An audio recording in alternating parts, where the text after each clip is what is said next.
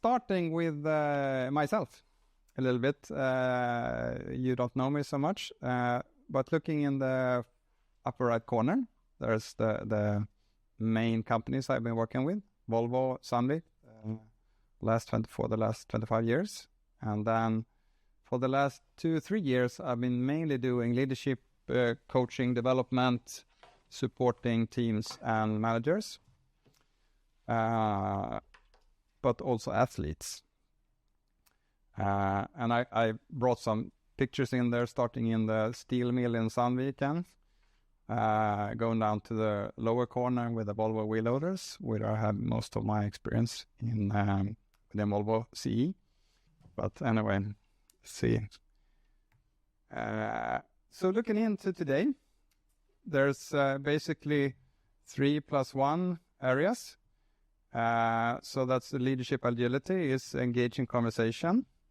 So one-to-one, how to work with team members, and then it's practical tools for everyday leadership. So it's basically how do you do your leadership in the team, and then boosting team performance is more about how to get the team to work, where I use some old school things, but also some more agile, up to date, so to say, parts. And then effective organizational changes. That's an add-on of the discussions internally, and where I will share a little bit of my experience from 25 years in different areas and maybe 7 different reorganizations.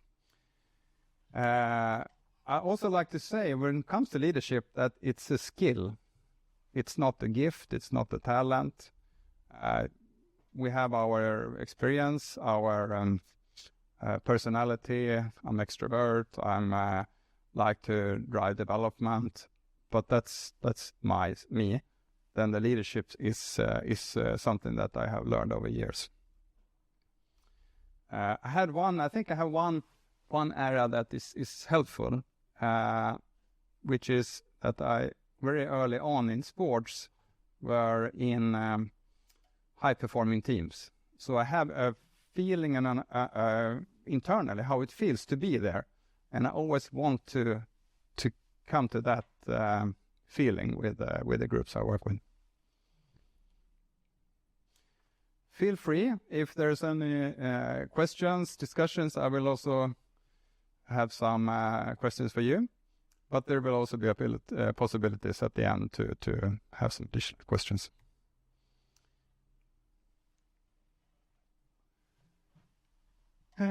First, I'd like to talk about trust capital, and I call it the mindset, which consists of 2 specifics: to invest in trust capital, and then what do you do with the money you have, or you shop.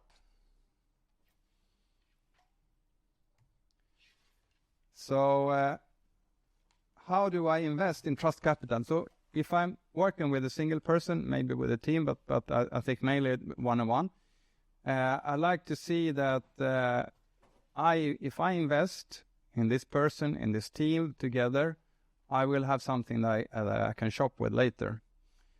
This is actually also very much building psychological safety, and which is extremely important also for teams. How do I invest? I invest in my own honesty, authenticity, also getting to know my team or the persons. Listen actively and show empathy. It sounds very like it's a game, but it's empathy is a very important factor in leadership. Show honest appreciation. Of course, we should always show appreciation, but it's not something that you just throw out to people. It needs to be something that is done well, but remember to always give. Respect and include the team. So the team or the individual. So how do you do that? Well, I think for one, when you have the information, share it with the team. When you do activities, make sure that everyone is involved as much as possible. And when it comes to communication, clear, consistent, on time, quickly if possible. Maybe if you have a major change happening, make sure that you get the people in quickly. Could be a 10-minute meeting to explain that there's a new strategy coming out or something. Really important stuff. So this is how we invest to get your trust capital. And why do you do that? It's really so that you have something to shop with. So you can buy something for your trust capital. I want to drive change in the team or in the with the team members.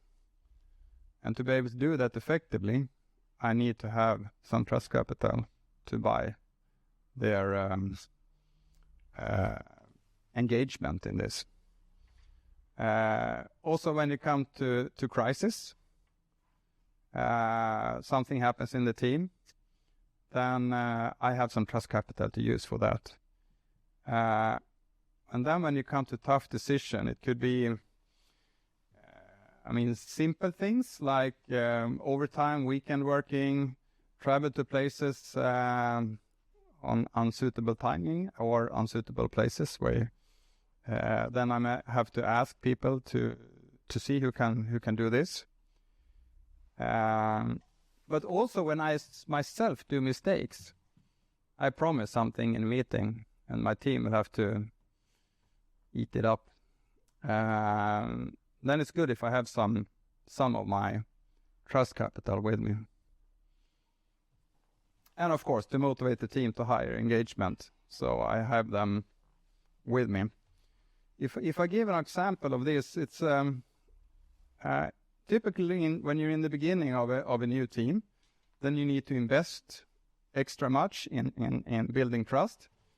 So then if I'm in a management meeting and then I get some requests, we need to make a sales strategy for the North American market. Then I will typically say that I need to review with my team, see what our capabilities are, when can we do that, who can take it on. And then I discuss that with the team, involve them. It's not super efficient to drive it like that. So what I do when I invested more in trust capital is that when I get the task, I will say that we will do that. This person will be your contact person in this strategic work. But then I need to have my trust capital, because then I need to go to that person and say, hey, we got a task on the meeting today. You need to take on this. We need to reshuffle. So that's typically how I use my trust capital on a more day-to-day basis.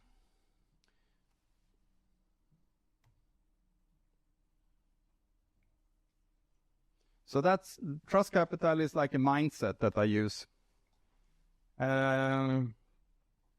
Engage in conversation that drive change. So this is another thing that I do. Shut up, hold back, and ask questions on the problem description. It could be personal, but I have a willingness to be involved in discussions, to use my competence to engage. But I learned over a year that it's not super efficient if you want to grow the team, build the people up. So I would like to share a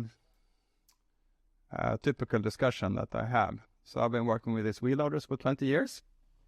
I have, over the years, of course, significant knowledge about them. And a typical discussion that we could have in one of the teams I had is about this linkage. And now I will get a little technical. She can get the mouse there. So the linkage is between the machine, the yellow part, and the bucket, the gray part here. So that is the linkage. Mm-hmm. And there's, as you can imagine, several different ways of designing the linkages with pros and cons. for the factory, for the customer, for different applications, for the cost, for the agility of the machines, and so on and so forth. So, and I have a pretty good view on what we need for the machines. But we need to have a strategy for linkages going forward. So what I do is I consolidate my team, and then we sit down and discuss. And I do shut up and hold back. So I don't put my thoughts, ideas, knowledge at all in the room. So I have the team discuss the technical strategy or technical and strategic discussions, and build on their own knowledge. And after a while, they come down to a conclusion. And if we run off in too deep discussions in one corner, or we're heading down with missing out some market needs or something, then I can ask a question on the problem description. Like, but how do we do for North American market? They have different requests. Okay, and then start discussing that. And how do we do for machines that demands extra long booms? How do we handle that? And then the discussion goes in that direction. So I normally don't need to put my own thoughts into things. I can just ask different questions.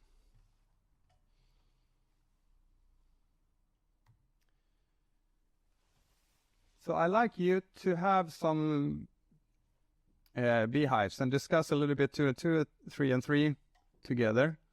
Why is it important with shut up, hold back, and ask questions? As a manager in leadership.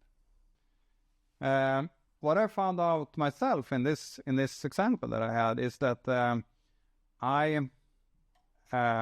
solution that came up was better than what I ever could have thought about myself. Yeah. So that's the learning that keeps going again and again. If I just shut up, I will learn. And the other major things is that the team is developing together. So everyone suddenly there's this huge discussion about this technical solution in this case. So means that everyone in the room has got from A to Z, all the pieces for understanding why this is a good strategy going forward. And then the third thing for me is when I take this strategy, when it's finalized and go to management teams or to bring this up, I have all the background for myself, because that comes up in these types of discussions. You have the argument. Yes, exactly. All the argumentation that I need. Mm-hmm. So it's a super... So it's many different things you get out of this type of discussions. Okay. Jumping, and it will be a little bit like this. I will throw out something, and then we can discuss, and you can question, or I can explain some backgrounds. Split. Yes, please. The final thing, after a management decision, you also have the institutions. Yes. When you start. It's the team who will conduct this execution. Yeah, exactly. They own the problem, which we have. So you don't need to tell them this is what we're going to do. Yeah, it's already accepted. Yeah, and in this case, it was the action for us was to put all the strategy down, and then they have all the facts and all the information, and they can just go on and do it. You're absolutely right. Super good point. Thank you. So next one that I call is in difficult discussions. So there will be times when you don't have team members of the team with you. So you need to get them into a change typically. And how do you do that? You can't just have a discussion because they may not have the same opinion that you have. So what I do in these cases is change the discussion not to what to do, to what is best for the company. And I may own that part, what is best for the company. I may have information that I need to share that not everyone have. There may be management decisions that is not changeable.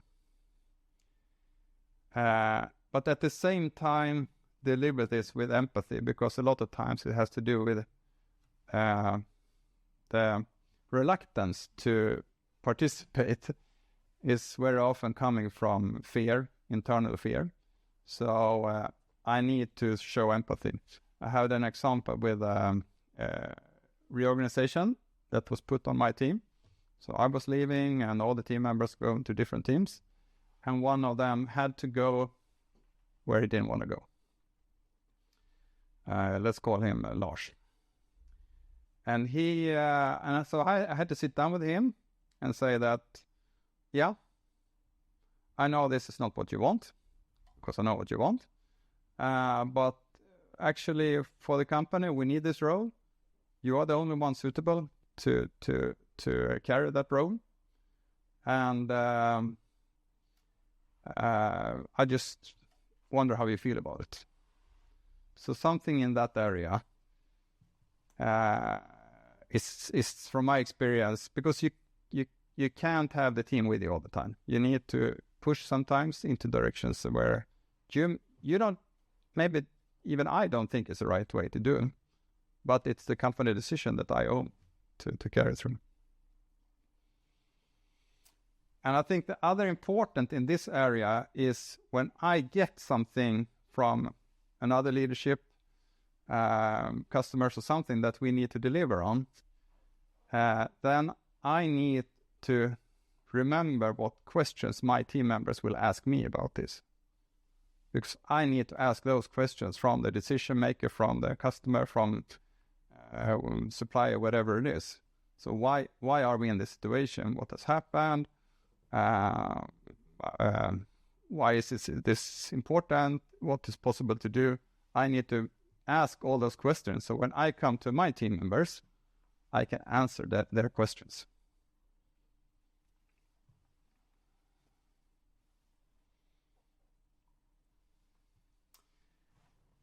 So, the coffee cup model.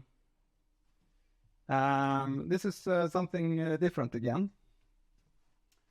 When the shit hits the fan, we've all been there. All of a sudden, something just explodes and it changes. Sometimes just where you are, your conference, or sometimes it's your whole team will disappear, or something, really big will happen. Then I learned the coffee cup. It was actually one of my team members that taught me this. He said he was a major in the army, but he was just a musician. So he was going out to UN bases and play music for the Swedish UN army people. And then he was going to somewhere in Africa. They would perform that evening.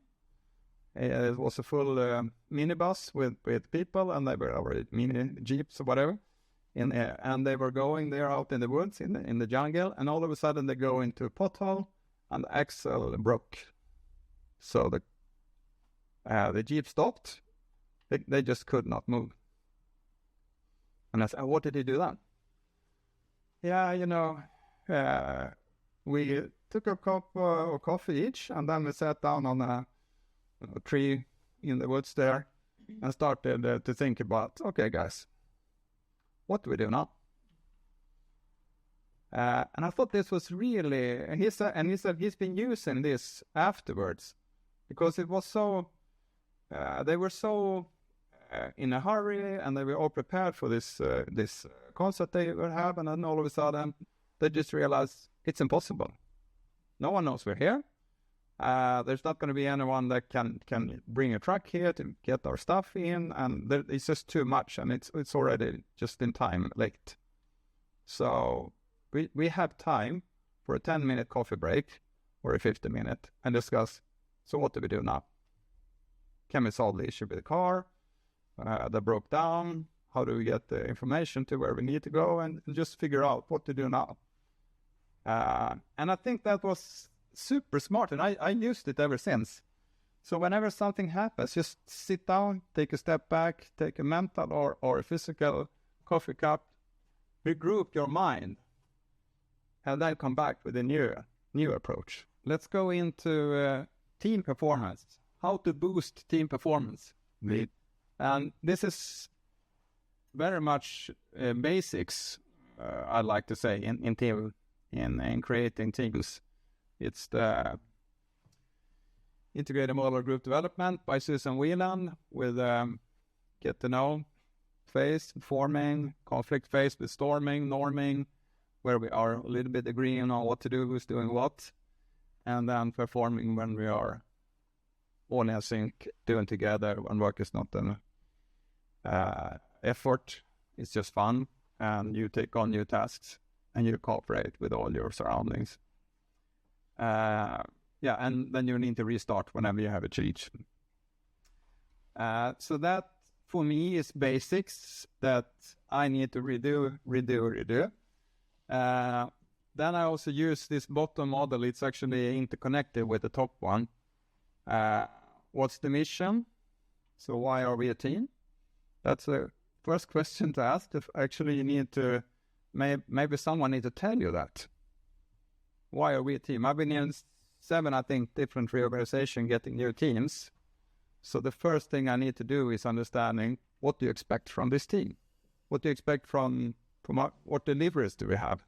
Second. And then when we have that, then we work together in the team. What's the vision, lighthouse, or direction to go?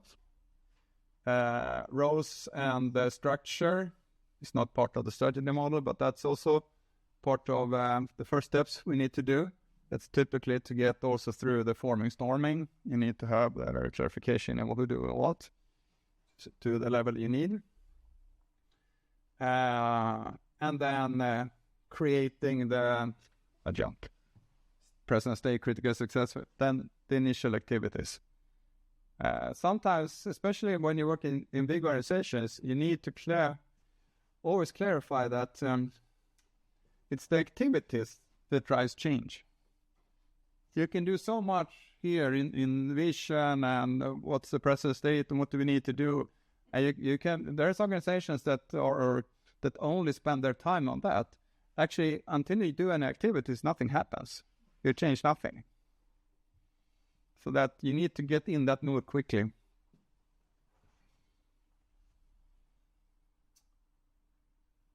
Then there's some add-ons to this. And here I have one of my pitfalls that I had a few years ago. Focus on all individuals and their development. So I had this team, 10 people, strategy and business and marketing and all sorts of things. And there was a big push for us to redo the whole product plan for the company, including all the sub-plans, and we needed to get more information. There was focus on the delivering reach, which was super important one time. So we put a lot of effort into that, 1+ year. That was the only thing we discussed in my team. And then there were 2 people in the team working with something else. They were working with marketing material and launches of new products. But we didn't have any new products, but we still had launch materials to prepare and we had marketing material to do. But they got like 0 time on the meetings. I didn't show a lot of interest. My manager didn't show a lot of interest in them. So what do you think happened?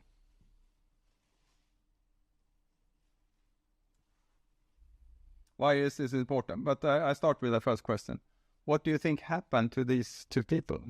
One of them started falling asleep in the meetings, actually. So and then the other guy started to get really frustrated on that. So I sat down with him and I said, "How is it? I see that you fall asleep in meetings."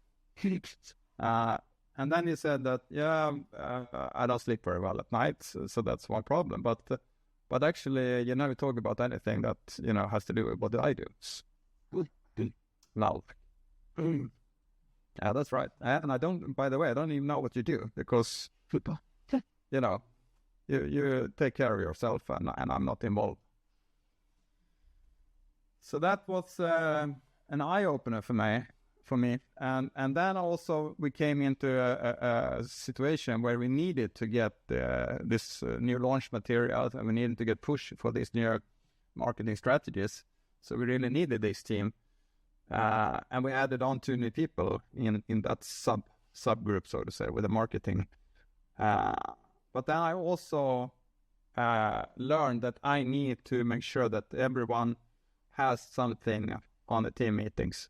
Not every meeting, but, always something for everyone. Because people will fall asleep if you don't. So why is this important for the team performance? And why is it important for every person to be seen? Human. Yeah, it's a human nature need, human need. We need to be seen. And if we're not seen, then we don't know that what we do is really important. And a lot of personnel, they say, I'm so happy because I get feedback from others. Yeah, that's good. But they want to get feedback from you as a manager as well. Super, super important.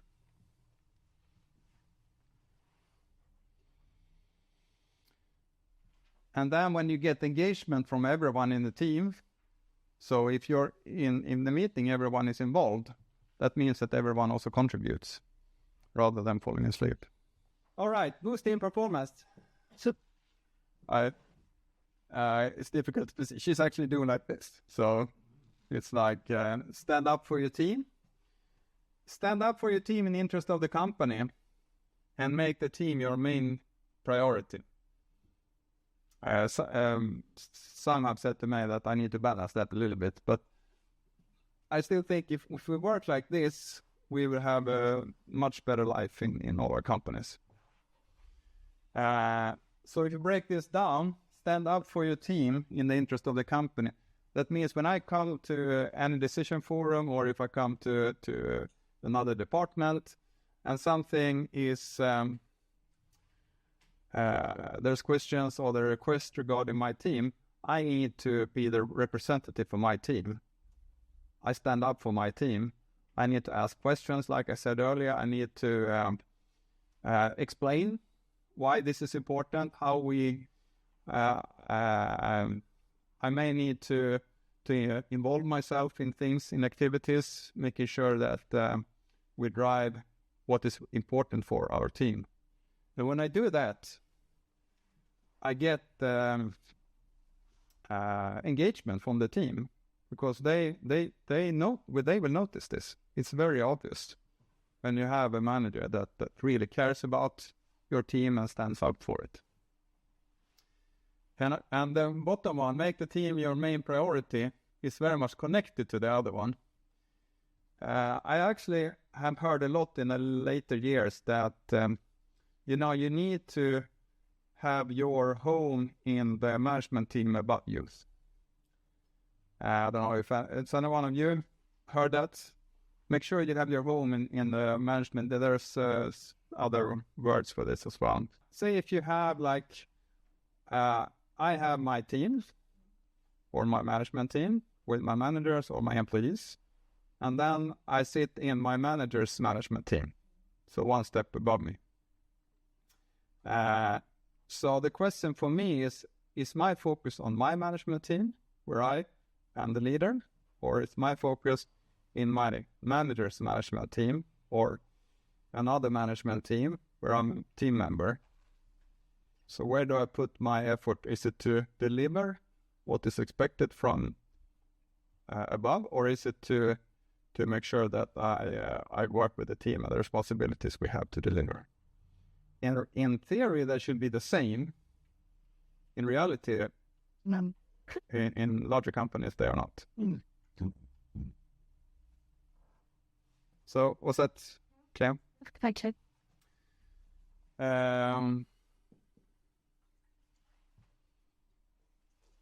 Yeah. So the question was: is that something that you recognize to some degree? I see some handful of recognizing this, and I would hope that we can drive this behavior moving forward. So now I have I have some time for the last part, which is organizational. So this will be 5 different organization types. So I've been involved in all these changes in different roles, and I will explain, and then I will show you a little bit about the pitfalls and the pros and cons and neutrals about these different ways of working. So they are a little bit specific to where I've been working with, but I think they're also general in a way. So the first I call the business line approach, which is, so there's a number of business lines. Each business line has their own product, as it says product line there. It should say business line here as well. So A, B, C, D. So different business line, each owning a product with multiple models, with the full P&L responsibility, with R&D, with finance, with everything except sales. Sales is a separate organization in this case. So what this drives, what you do in this, you optimize production, product, and way of working per single product. So each business line optimizes for their specific needs. And R&D is focusing on fighting per business line and optimize with the product type. So that you fight for your own business line with the competitors, and but you also fight in between this business line because you want to get resources. You want to get the same. You have the same engines. You need to get engine, but you need to get the product delivered in time. So on. So if you when working in this, and now I will see mainly looking at this from an R&D perspective, just to bring it down a little bit. So the neutrals is that the product development is working with what for projects. So just projects, small and large projects, platform projects, and so on. What you get is a high pride in products and competition with competitors. So you have pride in your products, and you're working on competing with the competitors in your specific business line type of product. But there's also internal competition between business lines. And you also have some difficulties. Implement customer solutions cross products. Sales channel is selling every product, but you're just working on your product. So the solutions may be different for the door handle or the brake paddle or whatever. It's also difficult to implement new machine types. What business line takes on the next one? That's not existing. And synergies between, obviously, comes with that. It's not very effective. So this, let's say, this is a kind of the baseline. So each business line are fighting between each other to get money for R&D, to get new products, but also mainly fighting with the competitors and the sales region to get their products out. But all these negatives, internal competition, difficult to implement customer solutions and new machine types and these synergies. So what do you do in an organization when you have these negatives? You reorganize. There was a total organization across the whole 30,000 people. Everyone had new groups, new teams, and there was a global functional synergy organization, I call it. So the organization were brought into functions. Engines, hydraulics, sales, PNSM, purchasing, and so on, production was global, different global organizations you could have managers from Korea to North America in the same team, or team members even. So R&D function becomes also very functional and process-oriented. So you get products developed with waterfall projects, that's still true. But all the rest, you get the opposite, so to say. So you don't have, I shouldn't say you don't have, you lose some of the pride of the products in competition with competitors. You gain. So you get rid of internal competition. It's not so difficult to implement cross-machine type solutions. Difficult to implement in your machines is easy now. And difficult with synergies. Okay, synergies is, the whole organization is about synergies. It should be super good. I mean, this was presented as from heaven. How good? Get rid of all these issues we had. Was it pregnancy? No, it was Essentials.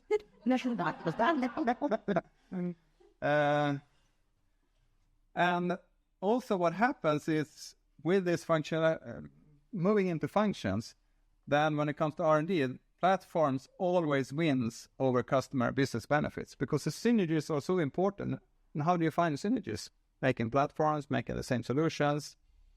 And then someone say, we have this steering wheel. It's a simple thing. We have this steering wheel. We show the same steering wheel in all the machines. And then someone making smallest machines to the lowest cost, they say, well, why should we have that steering wheel? It costs twice as much as our super simple bakelit steering wheel that the customer are totally happy with. And if we do that with everything, our machines will increase in price. But it doesn't matter. Platforms always wins. Solutions cross is always winning in this setup. So all cars have backlit with. All machines have fancy yellow and gray steering wheels with the Volvo logo. Everyone has it, and it's super nice, and it's actually super cost efficient for the expensive machines as well, because they had something similar before that was really costly, and now they get something with a much lower price. Steering wheel is not a big cost, but you get the picture. As everyone experienced this type of 180-degree turn in companies. Yeah, so basically this turned out to be a disaster for the result of the company. Initially, it was super good because we got rid of 20% of the people. So then the cost went down and sales were still good.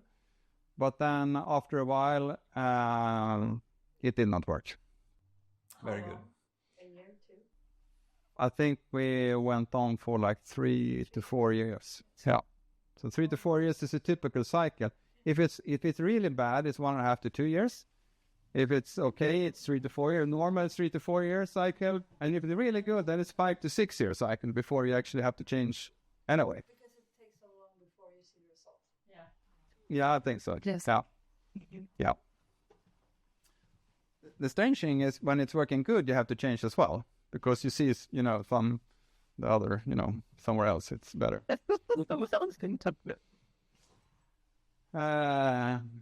So next step was R&D controlled by products. I call this one.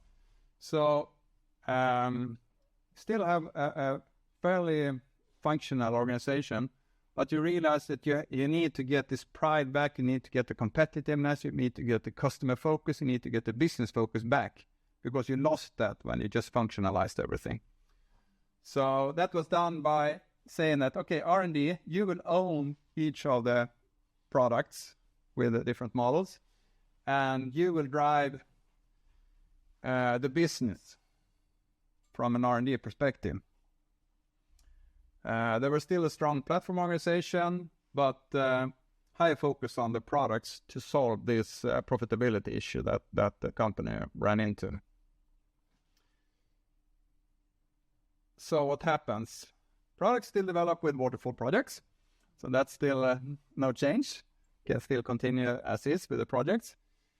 High pride in products and competition with competitors. So we started again to build up this pride and importance of competing with competitors. The R&D side for each product was built up.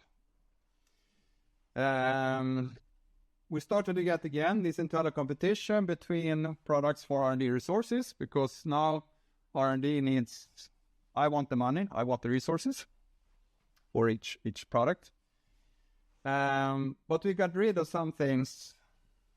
Difficult to implement customer solutions. Okay, that came back, those problems.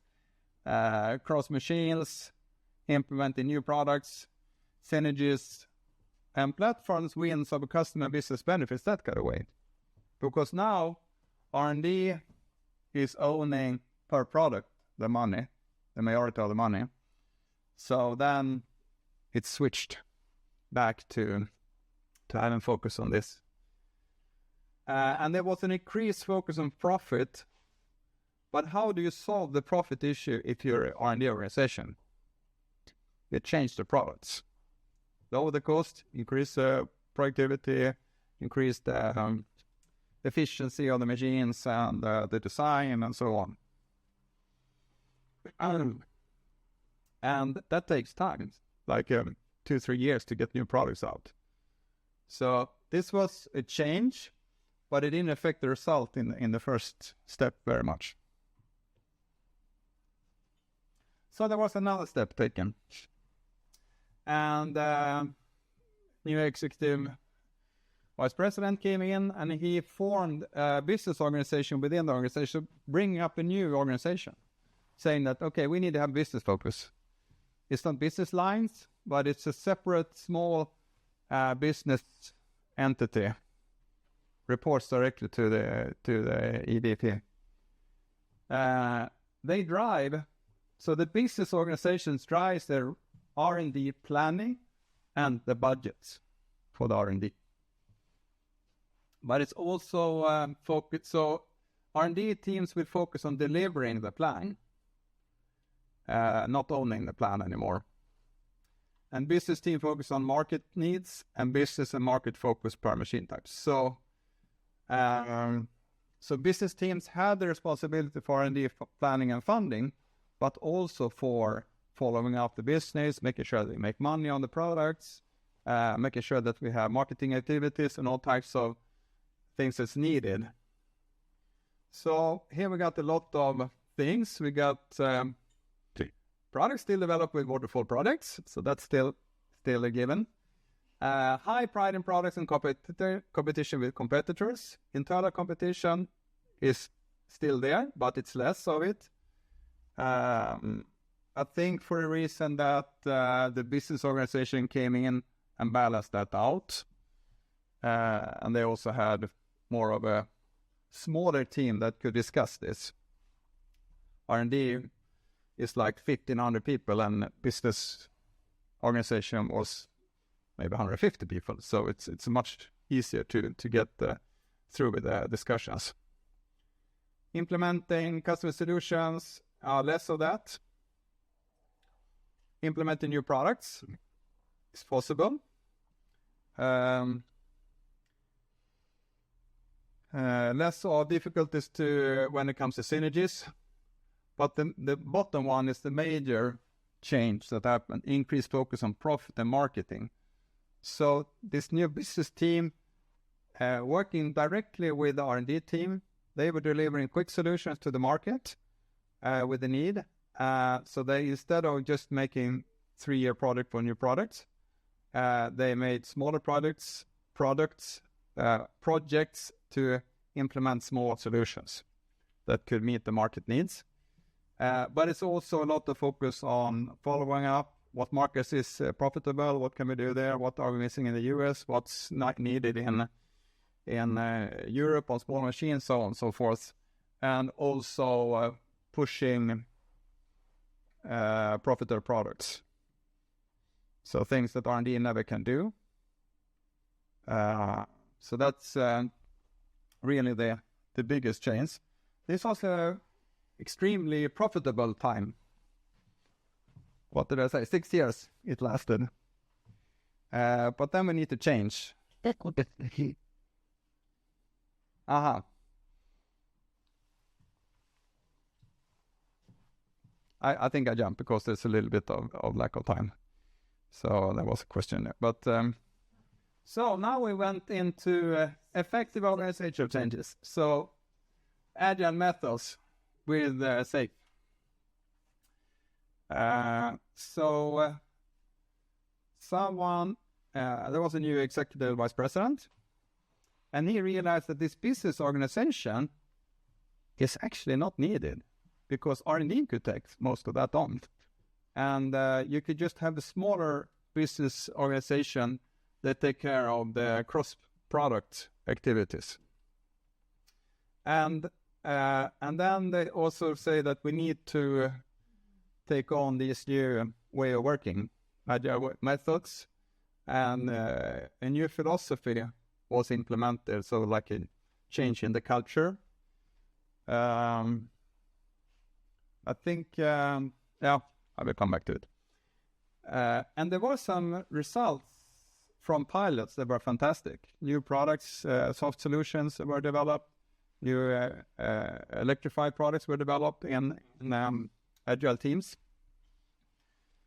But there was a lot of, it turned out when you started to do this on a bigger scale, that these fantastic pilots, they had a few people that were super interested in, not in SAFe, but in agile and in, I don't know, it was Scrum here and it was Kanban there, and they really were driving this for their specific teams. But when you're doing this across the whole company, then you get, this that was a given all the time, the waterfall. So the project leaders for the waterfall, they were the one that should do then the implementation of the agile. And there were no external support. There were limited understanding in the high management on how to do this. They just thought it was a good idea. Why don't you just execute? So and it comes up also with no guidelines. So there was a mix. So it was just all in Scrum, waterfall kept somewhere, old projects, and then also other different agile approaches, whatever you come up with. But then, if you're in decision power in the company, you want to have plans, you want to have your forums where you make your decisions, you want to have your gates, and you want to have the processes that you used to have also. But we do agile now. Yeah, but you can't you just come up and say when you pass the gate, or when you did the delivers for the, we don't have gates. Yeah, but you can talk about the delivers that's in the gates. Yeah, but we don't do that. Yeah, but we need to have, we have this forum, we need to come here to us. So, and then after a while, someone realized that there is a scaled agile process or system or whatever it's called, SAFe. Framework, thank you. We should use that. So we went across in the organization where I was. So there was 150, I think, people involved in the 16-week planning, and there were some projects that still were running as projects and some in the agile scope, and it was actually a complete disaster, in my opinion. The only thing that really worked well was the few pilots, plus, of course, the waterfall, because they could continue as is. They just had a different forum and some extra days of planning every 4 months or 3. Okay. I have one last slide, which is kind of a summary of the different factors for success, in my opinion.